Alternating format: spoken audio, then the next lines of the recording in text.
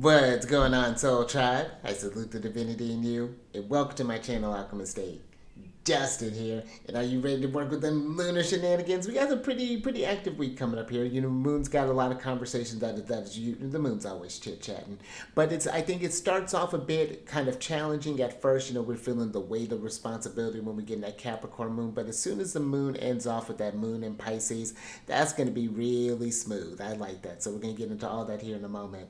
But if you're new here, again, my name is Justin, and one of the things that I do in this channel is talk about the lunar shenanigans, what sign the moon's in, what phase it's in, when it's going void of course, and all the aspects, you know. So we'll go over that and how those energies may affect us throughout the week, because the moon is so close to, you know, it's always circling around doing its lunar thing, and it's really integral, I think, in distributing, you know, the energies and how we're feeling on a day-to-day basis. It establishes a rhythm. You know, it's really cool with the moon. But let's go ahead and get into this thing, because I'm going to cover the week of July 8th through the 14th. And, you know, the moon was so nice that it didn't do no aspects on my birthday. So I appreciated that. But that takes us into Mercury Day, which is going to be the 9th of July, 2025. And we start off with pretty early Pacific time. The moon moves from Sagittarius into Capricorn. And yeah, that happens about 1:55 a.m. Pacific time. And with this energy, you know, we're the full moon's tomorrow.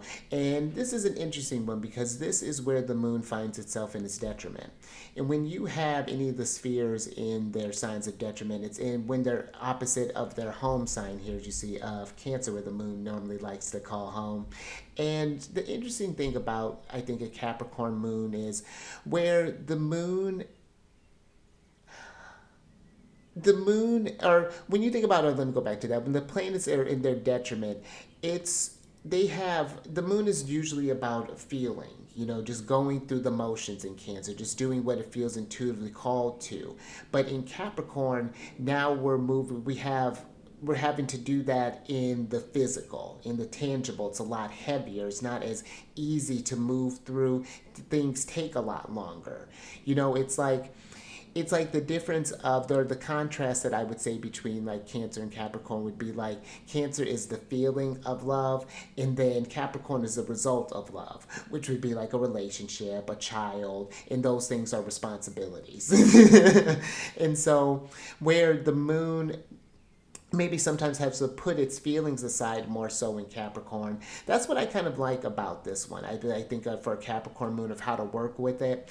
I find that this can be a great time for kind of setting your feelings aside and getting the work done, and whatever that looks like. You know, if you've been putting off some things, or let's say you've been just kind of in the feels for a while, this could be a great way just like to kind of channel that energy constructively. I think Capricorn is a very methodical sign, and I think it can be a very disciplined sign. And when they put, you know, their focus on something, the results really can be spectacular. But I do think that this is just, and thinking about like kind of long-term things with Capricorn, because we're going to be under the influence, you know, the moon's under the influence of Saturn's now being, you know, it's receiving Saturn being in its house. But we're going to be under a lot of that Saturnian energy, because Saturn traditionally rules Aquarius. So, you know, normally the moon has these breaks between signs, as you see here, has the signs are all evenly split, but it's all except for Saturn, which always takes a little while, you know. But you know, as soon as the moon enters into Capricorn, its first aspect that it does form is a square with Saturn. And now this can maybe just translate as, and that's kind of why I put this day in yellow here, is a mix of energies. This could be starting off here with that Saturn in Aries. Maybe we're feeling the weight of responsibilities. You know, maybe there's something that you want to start, but there's a bunch of red tape that needs to be done, or something, you know, that you need to do, but you have to do a bunch of schooling, or you have to learn some type of skill. You have to put in so many hours of practice, something that's taking time. And, you know, we're feeling that sense of frustration. We're feeling challenged. And so, you know, this could be where, you know, the solution for that challenge is like, okay, well, if I have to do this, let's say, for example, this schooling, let me make sure that I find, you know, that I'm not just going to just like any school. Let me make sure that I really vibe. Let me take my time, because that's what I like with Saturn, where it can be a bit daunting sometimes working with Saturn. It does give you time to make quality things. So that's where that moon kind of being opposed Jupiter, which would be the next aspect that it kind of ends the day on here. that can be one where the challenge is to find the abundance, find the joy, find the love in what you're doing, even under this kind of pressure of Saturn. That you're moving. The moon's under kind of harder aspects, but it's with the greater malefic and the greater benefic, so it can really kind of balance out there. But I think that it is going to be a matter of, especially if you're feeling maybe that pressure, Saturn maybe feeling a little bit. Saturn can bring about like sometimes that depression energy, melancholy, pettiness, things like that. If we tend to get into that, this could be just a way of like, well, you know what good is that going to do me? All that's going to do is just make the work longer. So let me just find a way to find some type of abundance where it's like, okay, like I can, man, if I'm going to be at this place at this time, imagine where I'm going to be in like a year from now when I get to the school. Maybe kind of changing the view a bit, but that may be just some ways that this energy may manifest for us. Now we get into Jupiter Day, which is going to be the 10th of July. Moon settled into Capricorn. And now we're getting ready to get to the full moon phase. But before we get to that, the moon forms a trine with Mars. And that's ultimately, where again, it's with one of the lesser malefic this time. This is a very beneficial aspect, the trine. So this could be where maybe this could be where, starting off the day where we've taken yesterday, kind of gotten a game plan, figured out what we're going to do, and now the moon's kind of waking up. All right, let's get that motivation. Let's go ahead and reach out to these certain teachers, or let's kind of work with this work with this chart for a little bit. Maybe there was maybe with this moon kind of trining Mars here, maybe there's this energy of you wanting more kind of alone time at the home. So this could be where maybe you're scheduling more time to do some meditation, or just to do some kind of like home rituals or things like that. Just thinking about how that's flowing. If you have like a Libra rising, that's kind of flowing between that 12th and that 4th house there. So that may be just one example of how that could come up. Just like finding the motivation to do the change that we were doing. And then when we get to the full moon, and this is going to be happening at 18 degrees and 50 minutes, the full moon, that's when the sun and the moon are opposed one another. And this is where the moon is at its brightest, and get out there. If you get a chance, if you're able to, the sky's clear and you're able to get a good view of the moon, get out there and just do some moon gazing. That can do some wonders. It's fascinating to watch the moon. I was watching it set the other day, and man, the moon's moving it. The moon was like running across the sky. But when you're thinking about the moon opposing the sun, this could be where exactly, the sun represents that higher light of the mind. So again, maybe you've been feeling that inspiration, and then the moon is trying to like, okay, let's get the body doing that thing. So let's say you wanted to start off a new workout routine. It's like, okay, let's go ahead and get ready to go to the gym. Let's do this thing, or let's start that at home workout, or let's go ahead and do that yoga, or that's how I think that this energy could kind of come through there, really kind of seeing something really come to fruition. But yeah, overall, it's a tougher moon just because it's the moon that's where the moon's in its detriment. Venus is kind of squaring Mars right now, so that's a bit of trickiness by whole sign. That's kind of coming up there. We're getting closer to the retrograde period, so the energies are starting to build, kind of pack up a little bit. But I think it's trying not to let it bring us down, bring us to where we're feeling daunted by the material feeling, because that could be something where maybe the full moon, seeing all that light, you could be feeling the full weight of the world, maybe on your shoulders. And I think that Mars trine is trying to help combat that, to try to move through that, to try to, what actions can I take, like instead of thinking about the things I can't control, thinking about the things I can control. So that may be something else that comes up maybe during this full moon period. But then we get into Venus Day.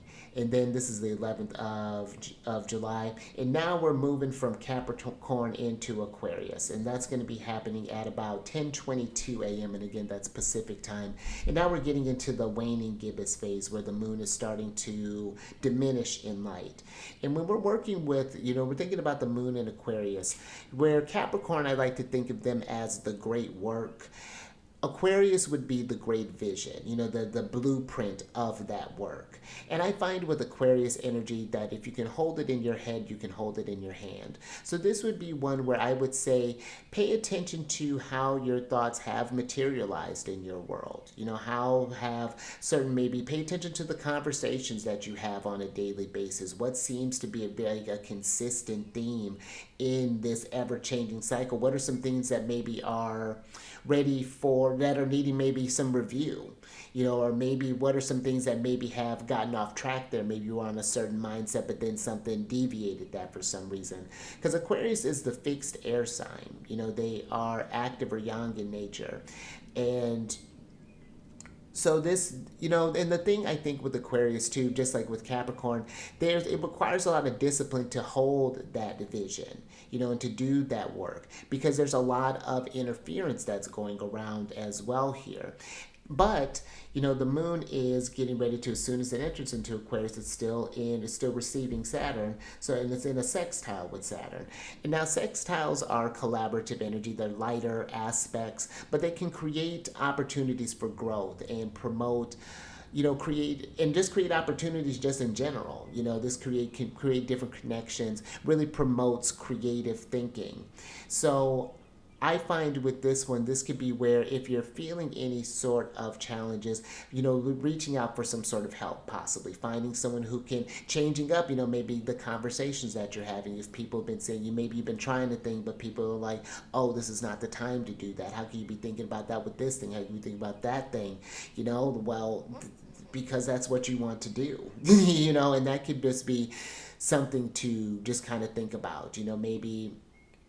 Because now we're getting to, again, a very, air energy, very cerebral. And this is always interesting, I think, when the moon is in the air sign, is trying to rationalize how we're feeling about a certain thing. But I do say just be mindful with the moon in Aquarius, just about any sort of I think Aquarius sometimes can be that sort of self-fulfilling prophecy if you're not, just not mindful of what you're being put on repeat. And I would pay attention too if you just happen to have a lot of fixed signs. This could be something that's going to be Leo, Scorpio, Taurus. This may be a more active time for you. This is for me personally, supposing all of my Leo placements here, Mercury included. But it opposes all my Leo placements, and trines my moon and it's conjunct my Saturn. So it's an active time, so that's one that I do kind of keep an eye on there. And that's something too, both with where, as we're moving through Aquarius, but also too kind of stepping back a little bit. If you have any, like with Capricorn, if you have a lot of cardinal placements, that's Cancer, Libra, Aries, or Cap, that's something where that may be an active time for you as well. So that may be something if people, you notice that maybe people are a little more kind of agitated or something, it's just like, oh, they must have a lot of fixed placements. It can kind of give you some insights as far as the kind of energies that you're dealing with on a daily basis. Now, as we get to Saturn Day is actually quite an interesting day, because just outside of the lunar shenanigans, this is the day that Saturn stations retrograde. It's going to be happening a little bit later. But on the 12th, we still have the moon in Aquarius. Things are still waning. And the waning gibbous, this is, the moon, the waxing part of the cycle is for when we're, really great for building up things. And the waning gibbous would be a great time for thinking about things that we're wanting to let go, that we're wanting to trim out, that has reached its maturation stage. And now it's just now we need to get those fruits in things, and, trying to make some space for some new energy that we're coming to. Now we're kind of tending to the land. And this I judged as a green day, just because we start off with a harmonious trine with Venus. Now that reaches its exact point, but we've been in that trine energy for a little bit. And then, the moon will oppose Mercury. But how this could be is, this could be an invitation, even though Saturn is getting ready to station retrograde. How do we keep ourselves balanced and keep ourselves in harmony, as with all of the changes that are happening in the world? That's interesting. I'm just kind of looking at this Mercury here at 1414. But I think with this Venus trine, this can be a really great invitation for just having relationships, because it's there is a lot that's going on in the world at any given time. And I think that we want to be mindful of the conversations that we're having where we're acknowledging the themes that are going on in the world, but we also want to acknowledge what's going on in our world too, because there are wins that are happening as well. There are good, pleasant things, that are happening as well. And that's what Venus reminds us, that the world isn't just malefics, all Mars and war and things. It's, that's probably where that tension between those two really is kind of coming in there as well. And that could be where that Mercury Moon opposition is kind of reconciling those things, because that's what the opposition does. It's like it's trying to bring two opposing points together, trying to find that middle ground there. And both sides are going to lose out in some sort of way. But I find with these points of view, though, the interesting, even just thinking in an astrological way, we're talking about Leo and Aquarius, they have more in common than they don't. Yeah, they're different elements, but they're the same modality as far as like being fixed signs. Then they're the same even sort of gender, being active or young or masculine energy. So yeah, that's how I could see this kind of going on there. I think that it can be, there's a potential for some niceness there. Kind of like maybe the calm before the storm there. But it's just like being like, how do I get let me enjoy the present, and really kind of like and figure out, like just because I find it's like if we can get our thoughts grounded and really make a decision from a more proactive place, that just is better for just everybody. But now we're moving into Sunday here, the 13th of July. No aspects that are going on, but there is the moon is changing from Aquarius into Pisces. And now this is happening at about 3:06 p.m. and that's going to be again Pacific time. We're in the waning gibbous phase. But why I labeled this one a green one is because this is where Jupiter and the moon are in mutual reception. And that's when they're in each other's domiciles. But this is different from when, because that happens when the moon is in Sag too. But what's different here is that not only are they in each other's homes, but they see each other. They're aspected by, at least by whole sign, by a trine. And so there's this really great flow, I think, with the moon in Pisces. Because Pisces energy, they're the mutable water sign. They are receptive or yin in nature. And so this can be a really great time for just to get into the feeling space. This could be a great time to listen to some music, to do some art, maybe just kind of go outside and just stare at the clouds, get by with all this water energy, getting by some water possibly, whether that's maybe taking a bath or doing some kind of cleansing shower or just going by a lake, a pond, maybe contemplating life in a puddle, whatever that's looking like. But I think that this can be a really great time to make more space, to expand your receptacle in a way. Because that's what I think that Jupiter is really doing in Cancer, is allowing the vessel to hold more water, more healing water. And I think that this is like finding, especially if we're coming from maybe that Aquarius energy, if there was maybe a little bit of heaviness going on in the thoughts, this could be a time where it's like, okay, let's apply some sort of balm to this. Let's create a salve and do some things to help get regulated again, so that we can better initiate that kind of get back in that state of exaltation with that Jupiter kind of in Cancer there. So I think that Sunday could be really kind of a nice day for that. And pay attention too if you have a lot of mutable placements. That's going to be Sagittarius, Gemini, Virgo, or Pisces. You want to see the moon may be doing a lot more in your chart. So just kind of tune into that, see what your relationship with that, and see how that, and pay attention to how that changes, because it's not going to be the same, where you get a general idea, but with how the moon, the planets are changing signs all the time. The moon relates to these signs differently all the time. So it's really, really fascinating. Now we get to a moon day, and this is the last day here, the moon day, the 14th of July. Moon still Pisces settled in, and this is a pretty active day. This can be one where, because now that moon Jupiter trine has reached its exact point here, this happens specifically at 7 degrees and 53 minutes. So we're taking all that kind of lovely energy, and maybe it's like the challenge is, okay, with how this is going, you start off with the moon trining Jupiter, then we move to the moon squaring Venus.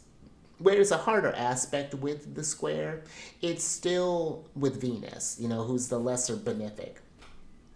So the moon's having conversations with both of the benefics during this day, or reaching exact period, exact points during this day, and the challenge maybe with Venus is like, okay, you've established this good feels in the home, like maybe you've got yourself regulated, but now how do you take that, keep that state of equilibrium out in the wild when you're out amongst other people's energies? Because to keep in mind too, the moon in Pisces is very porous.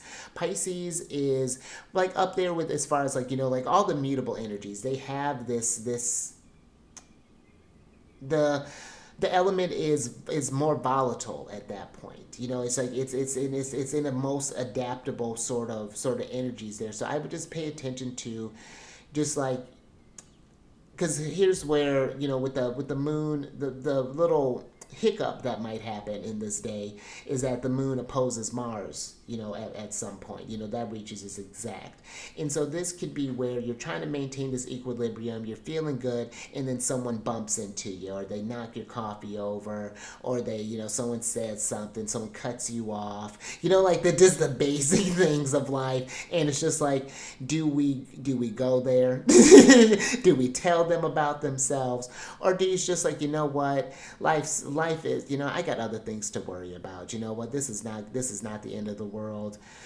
Blessings, love and light. Now this, of course, that doesn't mean that we just let people just walk all over us, obviously, but I do think that it's a chance to, even if you had to tell someone about themselves, we could do so in a way that it's not like you're just like cutting them down. It's just like, have you like really think about how you're moving, like, did you really think that was going to be cool, that I wasn't going to say anything, that we were just going to blah blah blah blah blah, whatever that looks like, but being intentional with the language there. But yeah, and then that pretty much takes us through our week there. So, and that's, overall not a bad week. Some ups and downs, I think, with the transits, but that's just the moon, ups and downs. And I think that as we learn how to ride those waves, you sync up with those lunar energies, it's really spectacular. And it really just helps you to just really kind of gauge the weather for how other people might be operating. Like where you see like that last transit, there are a lot of exact aspects that are happening. So what, this may be bringing up a lot for people. Maybe in some positive ways, maybe in some malefic ways, in some benefic ways. I think that's how we'll look at that.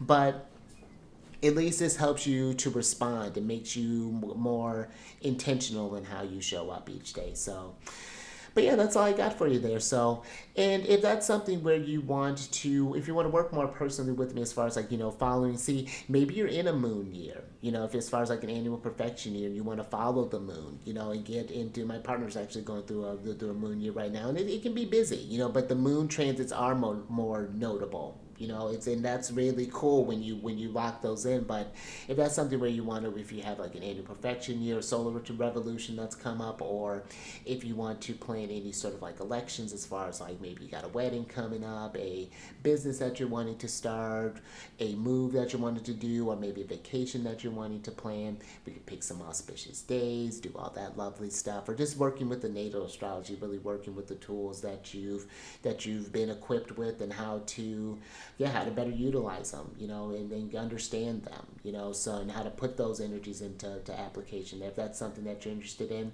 I'm getting by the time I'm doing a little overhaul of things, but I'll have it to where you can click on a link and just schedule, you do the payment and all the things right there, and just schedule a 1 hour consultation with me.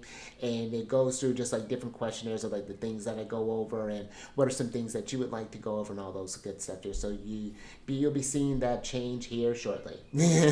But then the last couple of things, if you want to see what's going on with the sun and the other traditional planets, I also have a playlist down in that I will be adding into the description box as well. That is going to have for the Celestial News Weekly, and that just goes over the weekly transits and how to work with them more intentionally, and just like more how to make the energy more practical, and see what signs are activated during that period of time, and who needs to pay more attention to these transits, if it's affecting you more or not.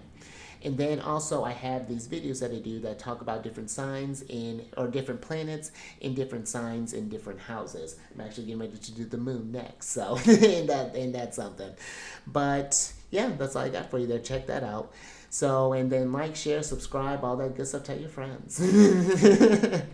But until next time, stay mindful out there. Keep raising that vibration. Oh no, keep eyes on that moon. That's what we're saying for this one. And I will catch you on the next one, Moon Day.